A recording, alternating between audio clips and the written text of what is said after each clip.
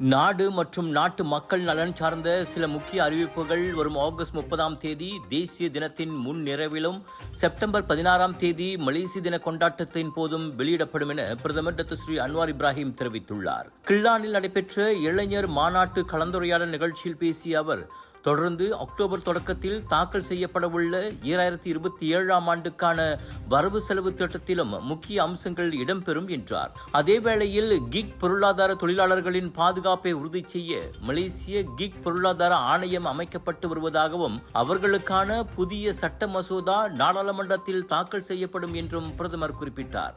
மேலும் பட்டதாரி இளைஞர்கள் தொழில் தொடங்குவதை எளிதாக்கும் வகையில் முந்தைய வணிக பதிவுகள் ஏதுமின்றி தெக்குன் போன்ற அமைப்புகள் மூலம் நிதி உதவி பெறுவதற்கான விதிமுறைகள் தளர்த்தப்பட்டு வருவதாகவும் அன்வார் தெரிவித்தார். ஆக வரும் மாதங்களில் பல்வேறு நற்செய்திகள் காத்திருப்பதாக மலேசியர்களிடையே எதிர்பார்ப்பு மேலோங்கியுள்ளது. உங்கள் குரலை உலகம் கேட்க தயாரா?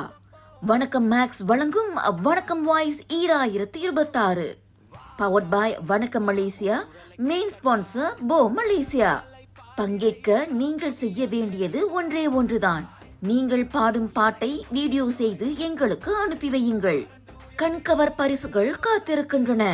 வாய்ப்பை தவறவிடாதீர்கள். இன்றே பங்கேற்கவும்.